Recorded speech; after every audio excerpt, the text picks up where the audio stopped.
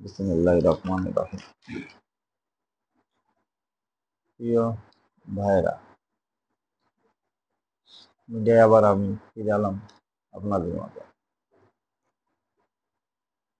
জুলাইয়ের আগস্ট যে হত্যাকাণ্ড হয়েছিল, সাবেক প্রধানমন্ত্রী স্বৈরাচার শেখ হাসিনা ভারতে পালাতো। সে বলেছিল যে আমরা কখনো পালাই না, আমার দেশ, আমার বাপের দেশ, এ দেশ আমার। দেশের সবাই সাক্ষী আছে। যে হত্যাকাণ্ড করেছিলেন, পরে সে পালাতে বাধ্য হয়েছিলেন। এই দেশ, দেশের জনগণ এবং তার বাপের দেশ, দেশের জনগণ যত আওয়ামী লীগ করে সবাইকে ফেলাইতে সে একাই পালাইছে। তাহলে তাতে বোঝা গেল যে দেশের মানুষের সে ভালোবাসে না। ভালোবাসলে সে পলাতে পারত না। সে বিচার যদি সে অন্যায় করতো, অন্যায় না করতে সে আত্মসমর্পণ করতো, তারপর তদন্ত হইতো, বিচার হইতো, সে তো পলাতে পারত না। আর সে যেহেতু পালাইছে, তাহলে দোষ স্বীকার করেই পালাইছে। তা যাই হোক, আজ সেই কাঙ্ক্ষিত, অপেক্ষাকৃত সেই শহীদ ভাইরা, আত্মীয় স্বজন যারা আহত আছে, পঙ্গুত্ব বরণ করেছে ভাইরা অনেক ভাইরা পঙ্গুত্ব বরণ করেছে। আজকে সেই ভাইদের এবং শহীদ ভাইদের স্মরণে কিছু কথা না বললেই নয়। যে কথা আপনাদের কাছ সামনে বলতে অনেক কষ্ট হচ্ছে,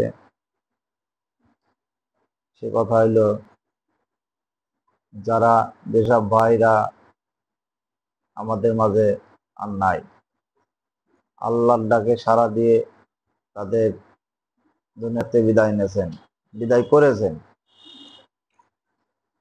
সেসব ভাইদের আত্ম ফিরে পাবো না আমরা। কিন্তু আজকে যে বিচার হয়েছে, এই বিচার যদি কার্যকারী হয়, তাহলে একটু সব আত্মীয় স্বজন মনে সান্ত্বনা দিতে পারবে। যাই হোক,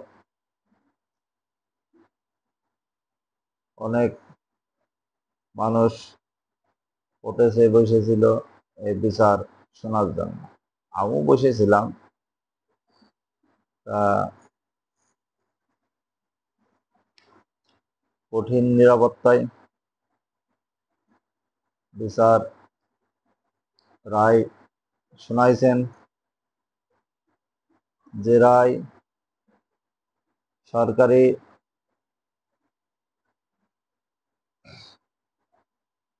পক্ষ যে রেজিস্ট্রার ছিল, তারা সন্তোষ করেছেন। আর এতে আপিল করতে পারবে 1 মাসের ভিতর। 1 মাসের ভিতরে এটা আপিল করতে পারবে।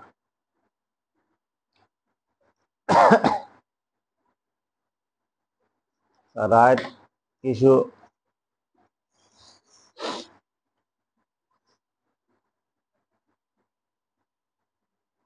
আপনাদের মাঝে জানানো যাইতেছে যে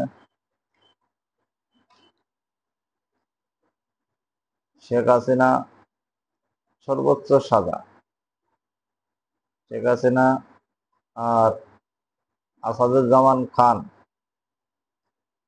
কামাল, এদের সর্বোচ্চ সাজা হয়েছে। আর আপনার যে মামুন আছে, আল মামুন, চৌধুরী আবদুল্লাহ আল মামুন, সে তো আসলে আজ সে বেরোন অনেক নিয়ে চলে। সে হয়েছেন লাস্টে আসামি থেকে রাজ সাক্ষী। আসামি থেকে রাজ সাক্ষী হয়েছেন। রাজ সাক্ষী হওয়ার পরে তাকেও ছাড় দিন, রাজ সাক্ষী হয়েছে তাকে 5 বছর কারাদণ্ড দিয়েছে।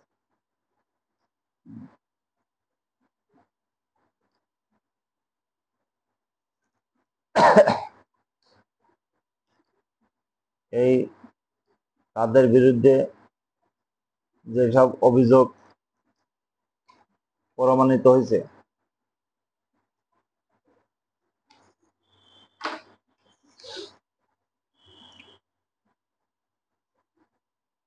মামলা 2024 সালের ছাত্র জনতার রাজাকার রাজাকার বলে যে অপব্যাখ্যা দিয়েছিলেন প্রধানমন্ত্রী, সাবেক প্রধানমন্ত্রী, তখনকার প্রধানমন্ত্রী আর কি, এখন সাবেক প্রধানমন্ত্রী, এবং রাজাকার রাজাকার রাজাকারের বাচ্চা। ছাত্ররা আন্দোলনে গিয়েছিলেন তাদের দাবি নিয়ে যে মেধাভিত্তিক লোক নিয়োগ করা হবে।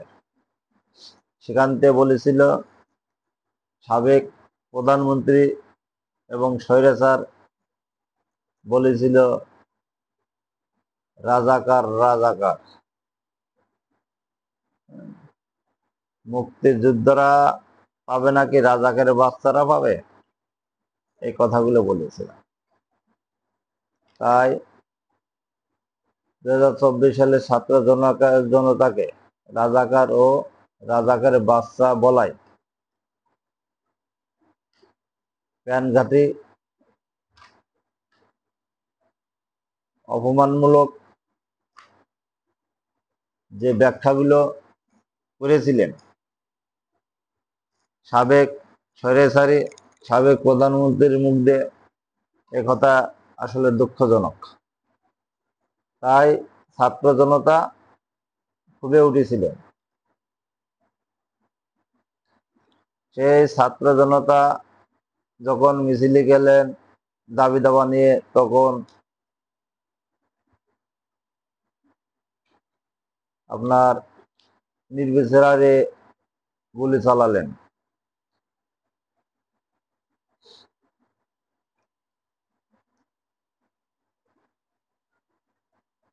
নির্বিচারে গুলি চালাইছেন এবং আবু সাইদকে কেন্দ্র করে আসামিদের বিরুদ্ধে প্রচারণা, উস্কানি মন্তব্য,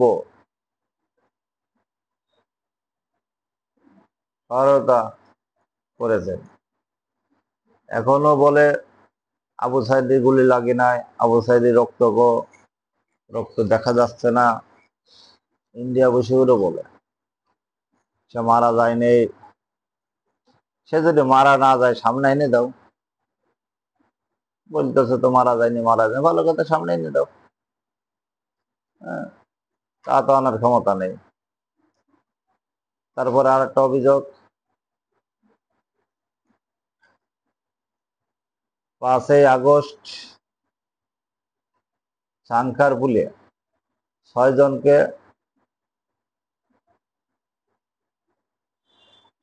হত্যা, 6 জনকে পুড়িয়ে হত্যা করা হয়েছিল। এই অভিযোগগুলো আছে, তার নামে অভিযুক্ত হয়েছেন, প্রমাণ পাওয়া গেছে। এবং 2009 ও 24 সাল পর্যন্ত গুমের অভিযোগে রায় হয়েছে। 23 নভেম্বর আছে। 2013 সালের শাপলা চক্করের হেফাজত ইসলামের এর হত্যার ও নির্যাতনের 21 জনের আসামি রায় 12ই জানুয়ারি আছে। এইগুলো রায় দেখার জন্য আমরা অপেক্ষা করে আসি কি হবে। কারণ হত্যার পর হত্যা, হত্যার হত্যা, গুম খুম 16 বছর পেরিয়ে গেছেন। কে করেছেন?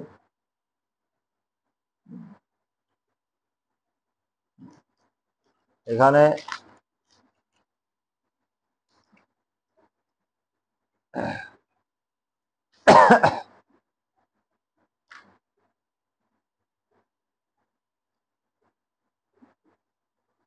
দুইজনের ফাঁসি হয়েছে, একজনের 5 বছরের কাজ, মামুনির 5 বছর হয়েছে।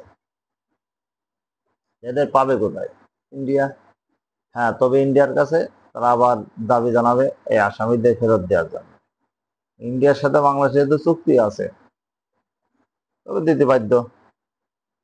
আর যদি গাছ দেখায়, সেটা তো আলাদা কথা।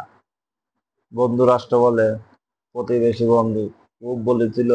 এর মাঝে সাবেক প্রধানমন্ত্রী বলেছিলেন যে আমি ইন্ডিয়াকে যা দিয়েছি কোনোদিন ভুলতে পারবে না। এ সবাই জানে, দেশের মানুষ সবাই জানে। সে নিজে মুখ দিয়ে বলেছিল, সে নিজে মুখ দিয়ে বলেছিল আমি যা দিছি দেশের মানুষ ভুলতে পারবে না। আর তো ভুলার কথাও না, ভুলতে পারেনি বলে তাকে রাখেছে ভিসা ছাড়া। আমরা সাধারণ লোক গেলে কি রাখবে? আমলিগ ছাড়া গেলে লাগবে, রাখবে না, কিন্তু তাকে রাখেছে। তাহলে বোঝেন, দেখ, দেশবাসীর যে আশা ছিল নির্বাচনের আগে রায়, নির্বাচনের আগে রায় ইনশাল্লাহ পাইছেন। আল্লাহ সবাইকে হেদায়েত দিয়েছে সঠিক। তবে এই রায়টা কার্যকারী নিয়ে হইল সংখ্যা, কারণ নাই তো তারা। আবার দেখ কি হয়, আমরা অপেক্ষায় থাকবো দেখার জন্য। এই বলে আমার বক্তব্য শেষ করছি। শাপলা টিভি, মাসুম বিল্লাহ, ঢাকা।